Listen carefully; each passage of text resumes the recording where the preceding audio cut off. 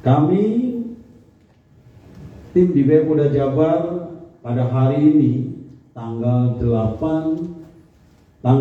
Februari 2025 di RSUD Ciawi Bogor telah menerima 8 kantong jenazah dari TKP yang berisi 7 korban laki-laki dan 1 korban jenazah wanita.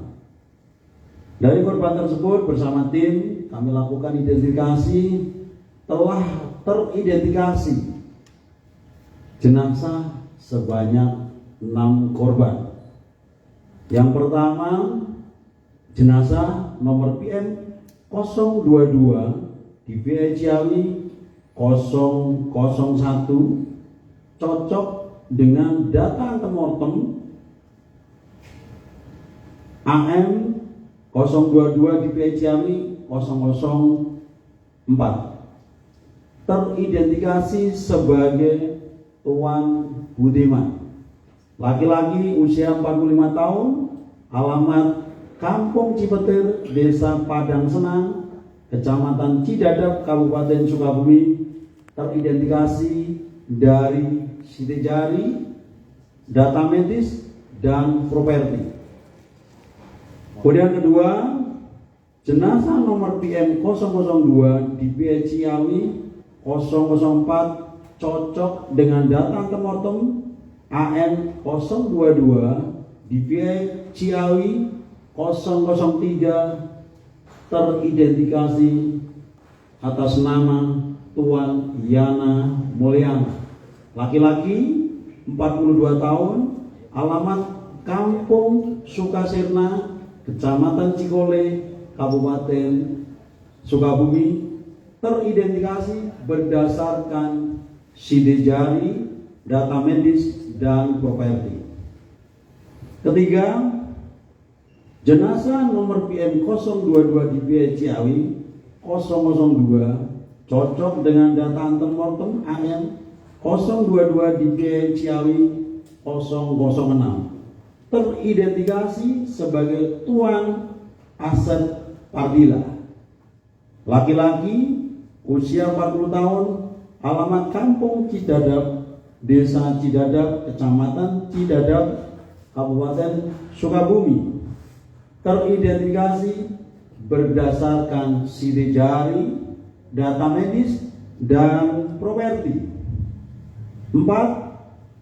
Jenazah nomor PM 022 di VI Ciawi 005 cocok dengan data antemortem AM 022 di VI Ciawi 007, teridentifikasi sebagai Tuan Supardi, laki-laki usia 39 tahun, alamat Kampung Cidadap, Desa Cidadap, Kecamatan Cidadap, Kabupaten Sukabumi, teridentifikasi berdasarkan sidik jari, data medis, dan properti.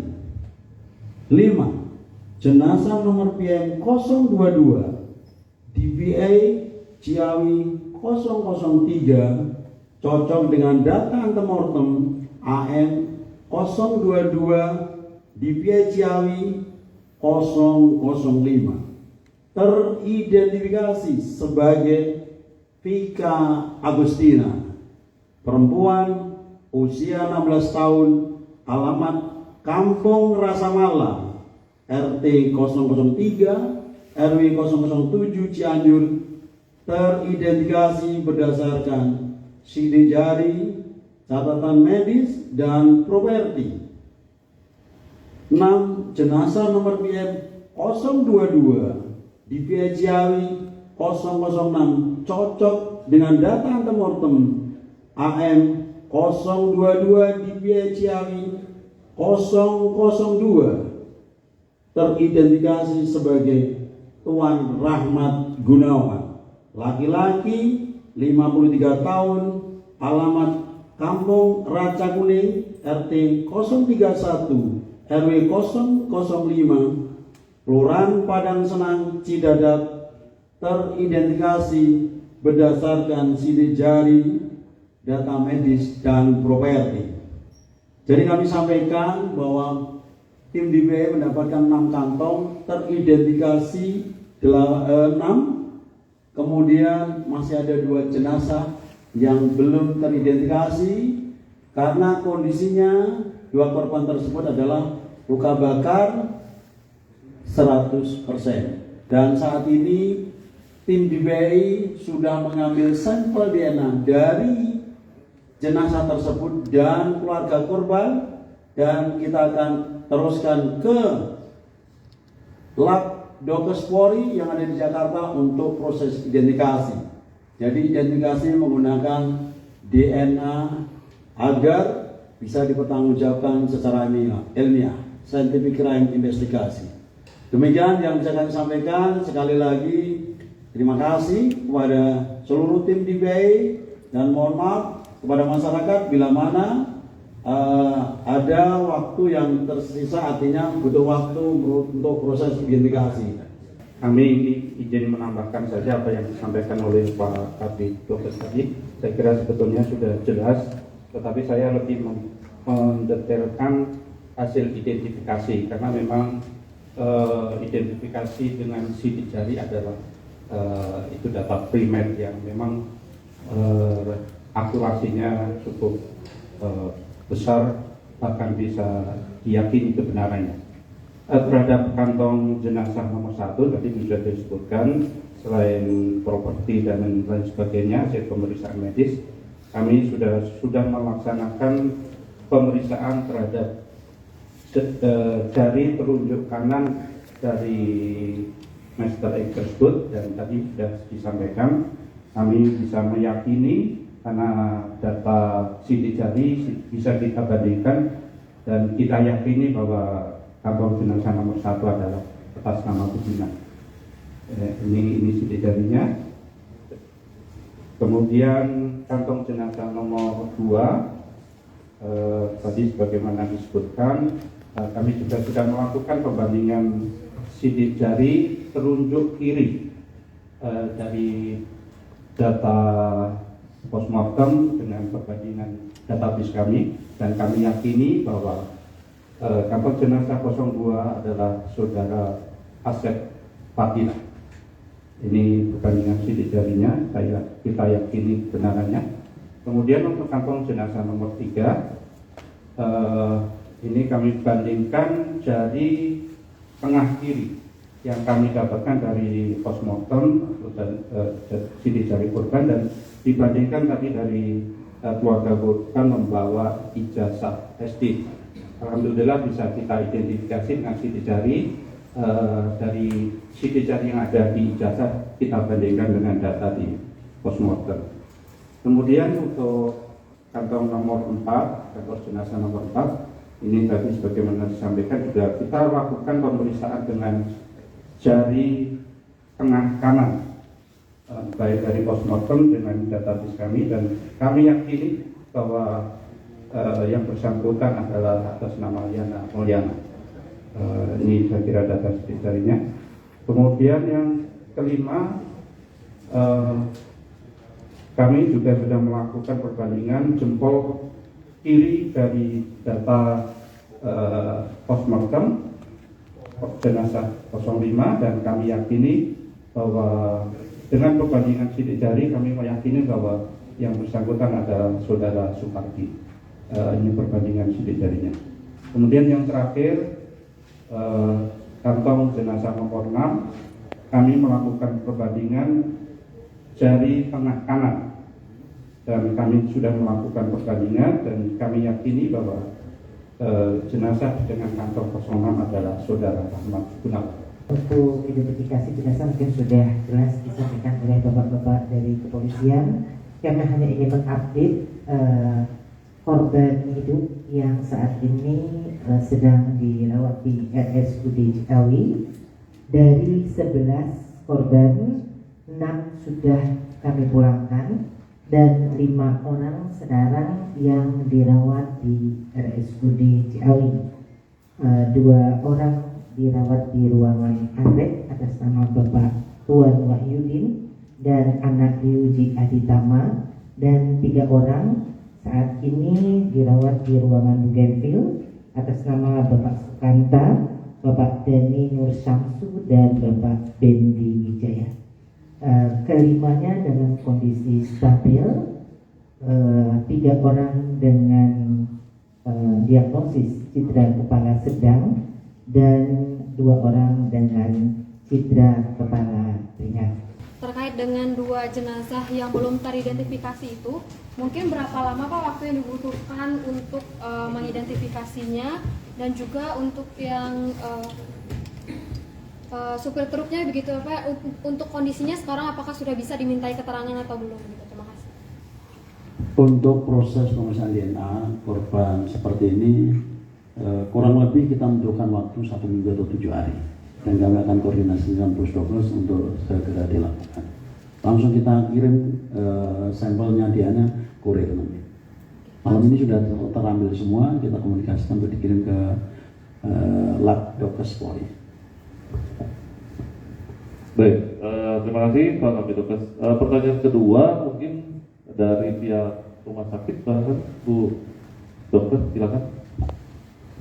Untuk supir armada yang saat ini sedang dirawat, ini masih kami diagnosis dengan cedera kepala sedang dan masih membutuhkan observasi. Dan saat ini juga kita kerjasama dengan kepolisian juga sedang dipantau juga oleh pihak kepolisian, sehingga mungkin untuk hari ini masih belum bisa dimintai keterangan. Mudah-mudahan besok progres sudah membaik. Terima kasih. Baik, terima kasih. Cukup jelas ya. Jadi untuk sopir sampai saat ini belum bisa dimintai karena masih dalam perawatan. Nanti kalau sudah selesai penanganan medis, barangkali nanti Pak Kapolres Bogor akan dengan timnya, dengan penyidik, tentu dengan Direktorat Lalu Lintas akan menangani proses penanganan kasus kecelakaannya. Demikian. Masih ada? Ya. Saya sana nggak ada ya. Oke, silakan. Mau bertanya, menjelaskan lebih detail lagi ya. Mungkin pertama, apakah penyebab kecelakaan ini memang karena remblong dari sementara data yang didapatkan? Yang kedua, atau apakah yang kedua ini sudah dilaksanakan tes urin mungkin, atau tes kejiwaan sementara mungkin ya kepada sang supir gitu? Mengingat ini kan masih dalam keadaan yang tidak bisa diperiksa, mungkin ada kebutuhan pemeriksaan pertama gitu untuk terkait hal ini. Terima kasih Pak. Baik, terima kasih.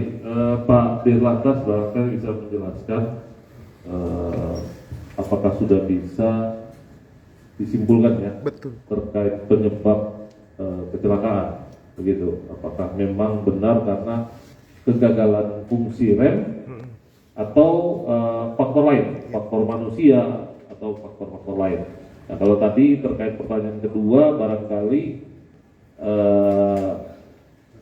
tes urin itu sebagaimana yang sudah dijelaskan Bu Dokter, ya, Kepala Rumah Sakit tadi, bahwa yang bersangkutan masih dalam penanganan medis.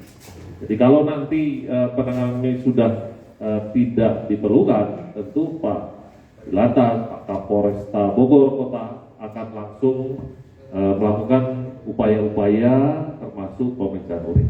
Begitu. Silakan Pak Dirlantas menjawab terkait dengan kegagalan fungsi rem atau seperti apa. Baik, terima kasih Bapak Kabid Humas. Langsung saja terkait dengan penyebab utama daripada kecelakaan lalu lintas yang terjadi tadi malam di Gate Tol 2 Ciawi. Jadi perlu rekan-rekan ketahui bersama, kita sudah melaksanakan kegiatan olah TKP, baik mulai dari tadi malam, kemudian dilanjutkan lagi mulai tadi pagi sampai dengan siang, olah TKP yang menggunakan TAA. Kemudian kita sudah melaksanakan identifikasi kepada data identifikasi daripada kendaraan bermotor yang terlibat kecelakaan. Untuk itu, kesimpulannya saat ini kami masih melakukan penyidikan lebih dalam lagi.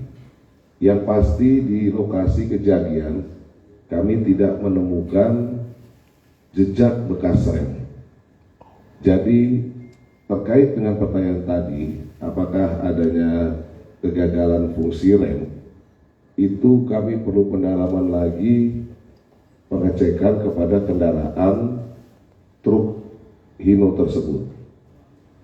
Jadi kita harus melakukan pengecekan menggunakan tenaga ahli terhadap fungsi remnya. Apakah sebelum, sesaat, dan saat terjadinya benturan, apakah fungsi remnya berfungsi atau tidak? Nah, ini masih kita dalami kembali. Karena yang pasti dan jelas di TKP kita tidak menemukan jejak pengereman. Semoga besok kita sudah bisa ada perkembangan lagi. Saat ini tim sedang melaksanakan pengkajian dengan TAA. Demikian, terima kasih. Baik, terima kasih Pak Direktur Lalu Lintas. Jadi jawabannya sudah jelas ya, masih dilakukan pengkajian tentunya, dilakukan analisa. Nanti akan disampaikan untuk perkembangan lebih lanjut.